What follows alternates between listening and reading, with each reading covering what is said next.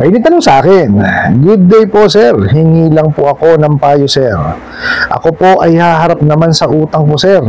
Pero sa banta nila sa akin at sa mga anak ko sir, tapos ikakaso po daw sa akin estafa. So magbigay po ako ng kalahati, sabi di na nila kailangan ng pambayad ko at kakasuhan nila ako sir." Alright, napakagandang katanungan po nito. Pero bago po natin sasagutin, imbitahan ko muna sana kayo na pakisuportahan po sana aking mga social media accounts sa YouTube, Facebook, and TikTok. Unang-una po, disclaimer muna, okay? Hindi po ako abogado, maniningil po ako. Yung po sinasabi ko dito is based on my experience and based on my research at sa tulong na rin po sa pagtatanong ko sa mga kaibigan kong abogado. At ito lang po, liliwanagin natin ha. Hindi ko ho pinoprotektahan, no, or hindi ho ako sumasang-ayon sa hindi pagbabayad ng utang. Okay? Ang hindi ho ako sang-ayon is yung sa maling pagpapautang at sa maling paniningil. Okay? So, isang tabi ho natin yon. Okay po? Puntahan natin, no, yung inyo pong itinatanong sa akin. Okay? So, sabi nyo nga po, haharapin nyo naman yung inyong utang. Well and good. Tama po yan. Kasi nahiram natin yan eh. Di po ba? So, pagka nahiram, so, kailangan po natin bayaran. Diba? Responsibilidad po natin yan. Okay? Ngayon, sabi nyo, may mga banta na po sa inyo o at sa inyong mga anak. Tapos, sabi, kakasuhan pa raw kayo ng estafa. Okay. At, ito naman, willing kayong magbigay ng kalahati, pero sinabihan ho kayo na hindi na nila kailangan yung bayad. Ba, tumatanggi, no? At kakasuhan na lamang kayo, ba? First time to. First time kong narinig to na tumatanggi sa bayad yung mga bugo katabusado online lending apps at magdidemanda na lang. Ba, ang palakas ang loob, ba? Kaya ba nilang gawin? O, alamin ho natin dito sa video na yan. Kasi ho, ganito yan. Okay. Pag mayroon ho kayong mga natanggap na mga harassment, no, at kumbaga ikasisira ng inyong pagkatao at dinadamay ho yung inyong mga mahal sa buhay, hindi ho tama yan. Okay? Bawal ho yan. Labag ho yan doon sa kautusan po ng SEC, no, yung sa Prohibition on Unfair Debt Collection Practices. Bawal yan eh. Ni sino man ho, kahit sino. Even dun sa ano natin, sa karapatang pantao natin, kasi lahat tayo may human rights eh, di ba?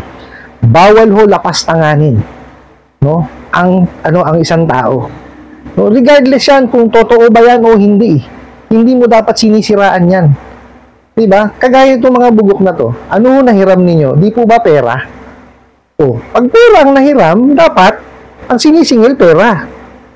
Di po ba? Ang dapat pinag-uusapan pera. Wala itong mga to eh. Wala kasing utak at walang alam sa paniningil eh. Tingnan nyo ano ginagawa. Sinisiraan kayo.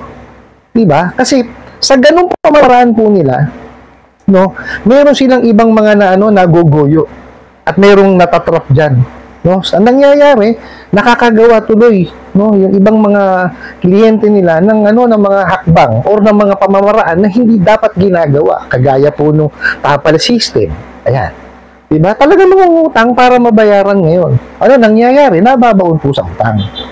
Diba? Ngayon, pag nabaon na po sa utang, kung sino-sino na tumatawag. Diba ba? So, mahaharas na. Dyan naman talaga magsisimula yan eh. Sa papal system eh. So, dadami na tatawag sa inyo. Makukulta ka na ngayon.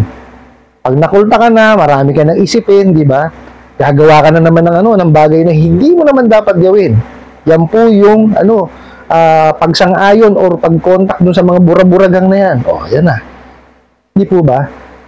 Kasi itong mga pamamaraan po ng paniningil daw ko, no? Itong mga bugo katabusado ng online lending apps, sinisiran yan yung pag-iisip po ninyo.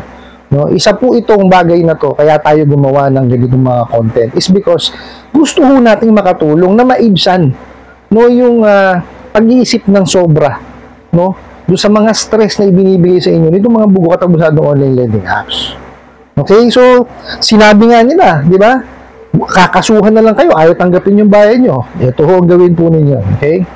Una, di sinabi nila na na hindi kayo ayaw nila tanggapin yung pera, di ba? So, mag-post lang muna kayo. Pero tabi nyo tabi nyo yung pera nyo. Okay? Isang tabi nyo lang yun. Okay? Ngayon, tatawag yan. Sigurado yan, 100%. Bakit? Bayad na yun eh. Diba? Kaya lang ito mabigat yan. Huwag kayong magpaparsyal. Huwag kayong magbibigay ng kalahati. Bakit? Kasi Hindi ho nila yan ibabawas, no, doon sa inyong utang. Ipapasok lang yan doon sa penalty, sa interest, at kung ano-ano pang mga charges nila. Yung utang mo, yun pa rin. Ganyan kawalang yayang mga yan. No? Kaya ito sabi ko sa inyo, itabi nyo. Tapos pag-ipunan nyo pa ng mabuo, para mabuo po yung inyong pera. Okay? Ngayon, baka mamaya tanungin nyo po, kasi yung ang laki-laki na, marami ng interest, marami ng penalty. Ang sundin nyo po is kung ano yung nakasaad po dun sa ceiling on interest rate. Kung ang nahiram nyo po is 10,000, pababa. Okay? Ayon po kasi dun, no? Pag 10,000 pababa yung inyong nahiram, 15%, 15% lamang po ang inyong interest na kailangan bayaran sa loob ng isang buwan. Hindi po sa loob ng 7 araw, sa loob po ng isang buwan. Okay? So, pagka naka-isang buwan na kayo, so ibig sabihin, 15% po ang dapat nyo idagdag dun sa principal na nahiram po ninyo. Okay po? Pumunta po kayo sa website ng SEC. Nandun naman po yung computation. Nandun po. Nandyan po sa aking description box. Okay, i-click nyo po yung link na yun, mapupunta kayo doon sa computation. No, kailangan po kasi nating maintindihan yan at malaman. Hindi po pwede na puro takot na lang po, no? Pero ito, hanga ako dito sa ano nyo, sa ola nyo, ayaw ito magkat ng bayan. Pero ito yan, sabihin ko sa inyo, hindi yan kumbaga tatawag ulit yan. Mangungulit na naman yan. No, sinabi niya lang yan, siguro napiko na sa inyo. No, piko niya mga yan eh. Okay, tapos ito. Kasi may pagbabanta po sa inyo, di po ba? O, yan. Diyan po sa aking description box, nandyan din po yung iMessage. Okay? Mag-file ho kayo ng complaint. Okay? Sa SEC, tsaka sa PAOK. Lahat po ng screenshots, okay? Ilagay nyo po doon, i-attach nyo. Okay? Ulitin ko ha, diyan po kayo sa PAOK, sa SEC, and even po sa National Privacy Commission, mag-file kayo ng complaint. Isama nyo na rin po sa PNP, tsaka sa NBI, tsaka po sa Department of Justice. Lahat po yung sa ngayon na yun. No? Excuse me po, mag-file ho kayo ng complaint. Now, ito po yan. Habang habang lumalakad po yung complaint na yun, syempre, inaasikaso yan. Hindi naman ho porkit, nag-file kayo ng complaint, aasikasuhin na kayo, hindi ho. Nag-iipon ho yan eh. Okay, pagka na-raid po, yung bugok na ola na yan, na nahiraman po ninyo, no? Puntahan nyo, i-present nyo lahat yung mga ebidensya po ninyo. Kasi, para ho sila'y madiin.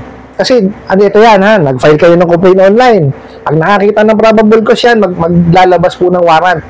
Okay? Pag naglabas ng warrant, tatrabahuhin yun, i-raid. O, pagka na-raid, syempre, ipipresenta yan dun sa kung sino man yung nakahuli sa kanila. Ngayon, kayo po ng mga nag-file ng complaint, puntahan nyo po kung ano man po sa ngayon ng gobyerno yun. Tuluyan nyo. Presentan nyo lahat. No, kasi ang nangyayari, pagka na-raid, wala na hong nagpupunta. Akala ho natapos na doon, hindi po. Kasi may preliminary investigation po yan. Okay? Re-reviewin ho lahat yun. Kasi hindi naman porkit na raid yan, tapos na, hindi po. Bibistayin pa rin po yan. No, kailangan pa rin pong mapatunayan yan sa korte na sila ay nagkasala. Hindi po porkit na raid, tapos na, hindi po ganun. Kailangan niya makaakyat sa korte yan. Okay, para po sila, maiharap kay judge, para po kumbaga, mabista yan. Okay, hindi ho basta-basta yan. Okay, ang balita ko nga po kapalaki kay Kajani, is sasagutin naman po yata yung mga gastusin para kapag kayo lalo kung malalayo hindi lang ho ako sure. Ang pinakamaganda ho niya, puntahan niyo po, bisitahin niyo yung channel po ni Kajani para mas maintindihan niyo po kung paano yung pag-file ng complaint pagka na-raid na. Okay, kasi siya po nag-file po kasi si Kajani ng complaint sa Krame. Kaya alam niya po yan. Okay? So, ito pa po ang gawin po ninyo. Meron na kayong naitabing kalahati. O, punan nyo. No? Kasi hindi ho natin po pwedeng isang tabi or paniwalaan na lamang yung sinabi na tawag dito, hindi nila kailangan yung bayad. Kalokohan mo yan. No, magkakaso na lang daw. Kalokohan. Hindi ho magsasampa ng kaso yan. Kasi bakit? Gumagawa sila ng illegal na pamamaraan ng paniningil, lang haharas sila. At gumagawa din sila ng illegal na pamamaraan ng pagpapautang. Yes, legitimate sila, meron silang mga lisensya o kung ano-ano pa. Pero ang masakit kasi, no, hindi tama or mali or illegal yung ginagawa nilang pagpapautang. At illegal din yung ginagawa nilang paniningil. Doon sila sumasablay. Di po ba? Marami naman kasing pamamaraan, no, na tama sa paniningil. At napakarami yung kumbaga may mga batas po tayo at memorandum na kailangan sundin para tayo makapagpautang ng tama. Di ba? Kailangan nag-a-advertise ka ng tama. Dapat dinidiscuss mo yung inutang ng kliyente para makabayad. Di ba? Yung the Truth in Lending Act. Dapat sundin mo yung yung interest, kung ano man yung sinabi ng batas. Kasi sa ngayon isa pa lamang po ang may ceiling on interest rate, yung 10,000 pababa. Pero yung mahigit pong 10,000, wala pang ceiling yan.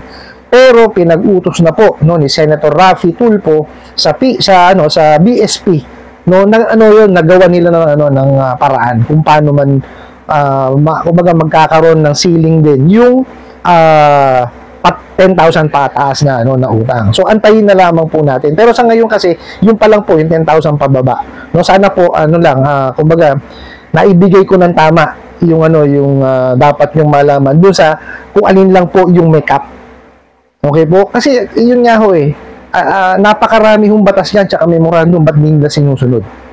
Di po ba? Napakadali naman yung sumunod Ito lang yan. Kasi may nagsasabi sa akin na bakit daw pinapayagan na makapag-operate pa rin. Okay? Para lang sa driver's license yan di ba? Yung may driver's license po, nakakakumit yan din po ng mga bawal, kaya beating the red light o pumapasok sa one way, di po ba? Pag walang nakabantay, hindi mahuhuli. Tama po ba? Not unless meron na tayong yung bago natin tinuloy na yung NCAP ba yun? So medyo mabigat yun kasi camera na ang nagbabantay. Di po ba? Ngayon, pagka parehas din yan sa mga lisensyadong mga negosyante. Pag hindi nyo binantayan yan, hindi kayo nag-complain, hindi talaga yan. Hindi yan kumbaga ma-flag o hindi mahuhuli yan. Dapat tayo, maging vigilant tayo sa mga ganito. Kung illegal yung ginagawang pamamaraan ng pagpapautang at illegal yung pamamaraan ng paniningil, complain natin.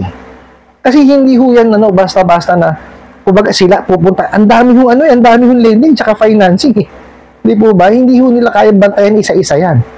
Sa dami yan, maraming empleyado kailangan i-hire ng SEC para bantayan isa-isa. Di po ba? Pero nakita nyo naman 56 lending and financing magkakasama po ang na-revoke. Okay? Recently lang po itong mga nakaraang araw kasi iba-iba ng dahilan yun. So hindi ko na lang madiscuss sa inyo rito kung ano yung mga dahilan. Hahaba itong video natin. Okay? Pero 56 na lending and financing po ang na-revoke ang license. Okay po? I hope nasagot ko po itong katanungan na to at sana po yung makatulong.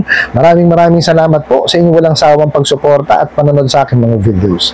Maraming salamat po sa inyong pag-like, pag-share, pag-comment at pagtatanong. And kunin ko na rin po itong opportunity na to na imbitahan po sana kayo na pakisuportahan po sana ang aking mga social media accounts sa YouTube, Facebook, and TikTok. Kasi muli po, yun lang.